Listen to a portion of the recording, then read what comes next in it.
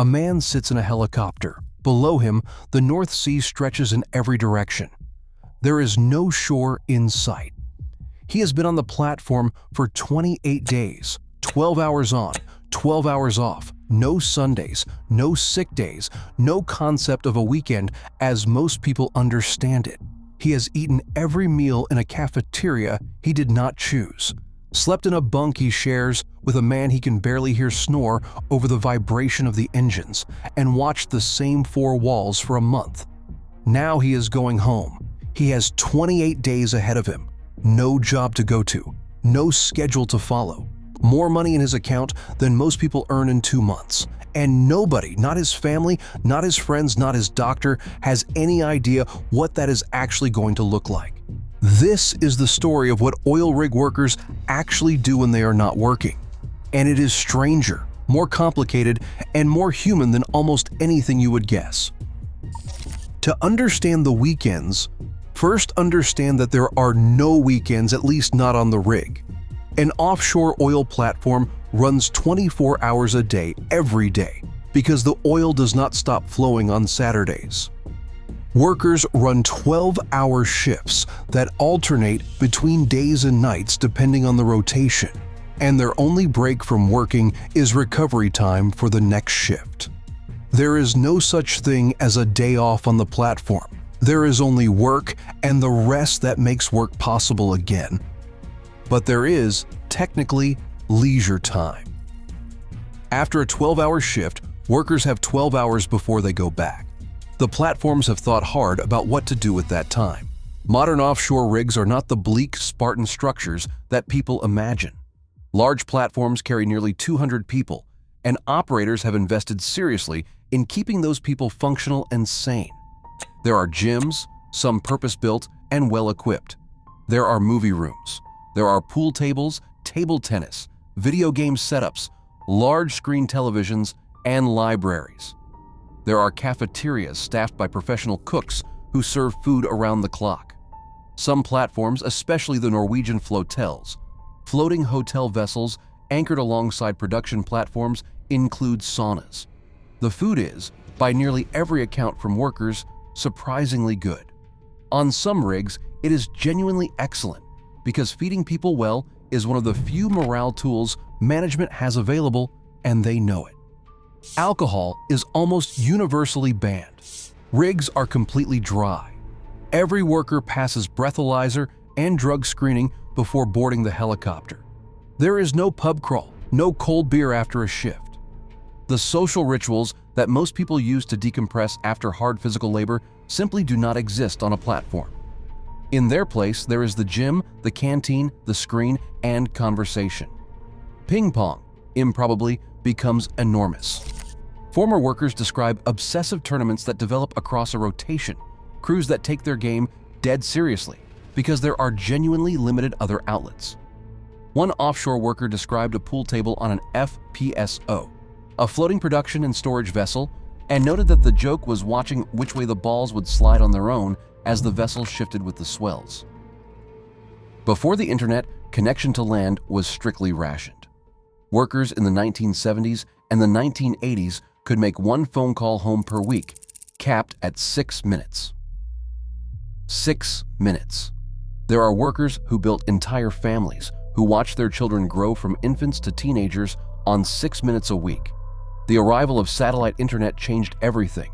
Workers now have Wi-Fi for video calls, streaming, and social media. But the emotional architecture of the rotation, the isolation, the compression, the inability to leave, does not fundamentally change because of bandwidth. There is a term that researchers use for the feeling workers describe in the last days of their time at home.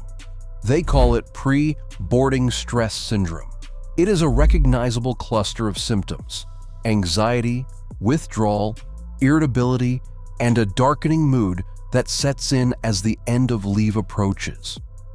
Workers describe it as a cloud that appears around day 20 of a 28-day leave and does not lift until the helicopter is airborne again and the choice has been made for them. Spouses describe these days as some of the hardest of the whole cycle. The worker is not gone yet, but is already somewhere else. Which brings us to the actual weekends. The real ones. The long ones. What happens when the helicopter lands and the worker walks out into ordinary life with nearly a month and a paycheck in front of them? The first day home is almost universally described as disorienting. Not joyful, not immediately comfortable, disorienting. The rig runs on total structure.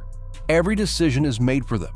When to wake up, what to eat, where to go, what to wear. The structure is so complete that stepping out of it does not feel like freedom. It feels like a sudden absence of gravity. Some workers describe driving to the grocery store and standing in the cereal aisle, unable to make a decision, overwhelmed by options that have no stakes at all. After a month of 12-hour shifts running high-pressure equipment over deep water, choosing between brands of cereal feels paralyzing in a way that is hard to explain out loud without sounding fragile. The families have adapted in the meantime. Research on offshore spouses, particularly from the UK, Norway, and Australia, where offshore populations are large and well studied, describes what researchers call the two-life dynamic. Spouses become capable, self-sufficient, and efficient managers of the household during the offshore period.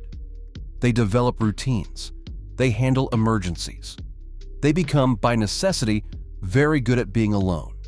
And then the worker comes home, and the system has to reorganize itself. Academic research from 2001 and 2002, based on interviews with nearly 300 spouses of UK North Sea workers, documented what spouses described in candid terms. One spouse described her husband returning and expecting what she called the conquering hero treatment, expecting after a fortnight with a bunch of men on a rig that everyone would wave flags. Another described the deliberate tactic of never raising household problems in the first few days of leave, waiting until the middle of the break when tension was generally lowest. Another said she had become so accustomed to her own system that having another adult in the house genuinely disrupted everything she had built. The children feel it differently. A 2014 Australian study found that children of FIFO workers, fly in, fly out, the same rotation model, experience measurable separation anxiety, are more frequently targets of schoolyard bullying, and can exhibit elevated behavioral problems. The parent who is present sometimes becomes the default authority. The parent who returns intermittently becomes harder to place in the hierarchy. Fathers who come back after 28 days describe a recalibration period, relearning who these children are right now, what changed, what they missed. A dad who left when his daughter was 8 years old is coming back to a different child every single time. And here's the data point that explains a lot about what workers actually do with their time off. Oil and gas extraction workers have the highest rate of heavy alcohol consumption of any industry in the United States. 17.5% of workers report heavy alcohol use in the past month, nearly twice the national average for full-time workers across all industries. A study published in Australia found that 86% of fly-in fly-out workers drink alcohol, and more than half report drinking at risky levels during off-shift periods, compared to just over a third during working periods. That gap is explained partly by the fact that the rig enforces sobriety absolutely. There is no possibility of a drink at work. So the off period becomes, for a meaningful number of workers, the compensatory release. This is not universal. Many workers describe their leave in genuinely productive, healthy terms, and for them the schedule is the reason they do the job at all. There are workers who use the rotation to build things you could not build in a normal working life. Workers who have launched businesses during their off months. Workers who have traveled extensively, using their half year of freedom and their salaries to cover significant ground. Workers who have done university courses, trained for marathons, built boats, written books. The schedule, if managed well, is genuinely unusual in the freedom it offers people without college degrees. As one worker put it, where else can you work half the year, earn six figures, and still have the summers with your kids? But managing it well requires something the job does not teach and the culture does not particularly encourage: intentionality. Having nearly half the year free and a salary that demands nothing of that time is a test of self-direction that most people are not set up for. The worker who is not great at structuring free time, who does not have projects or ambitions or community engagement already established, walks off a helicopter into a long, unstructured expanse with a lot of money and no plan. Research shows what tends to fill that vacuum. There is a particular pattern that researchers call lifestyle creep during the off period. Workers spend. Big purchases, like a boat, a truck upgrade, or renovation, tend to cluster during leave time because that is when workers are home, bored, and holding money that accumulated over 28 days when there was literally nowhere to spend it. Every meal was provided. Every utility was covered. The paycheck arrived in its entirety. So leave begins with a flush bank account and a kind of consumer energy that the rig spent a month suppressing. Workers describe this pattern themselves, often with a rueful awareness of how it worked on them. The money arrives in a surge. It leaves the same way. A mental health counselor who works with oil and gas workers described the pattern this way. Workers come home and the lifestyle adjusts to match the income. The house gets bigger, the toys accumulate. Then the math changes, and workers feel they cannot leave the industry because the infrastructure they built requires the income that built it. The thing nobody tells workers going in is that the long leave is not a vacation. A vacation is a break from a life. The long leave is the life. It is half of it, arguably the more important half, and if it is not built deliberately, it does not build itself. Workers who thrive say they treat their off period with the same kind of intentional planning they bring to work.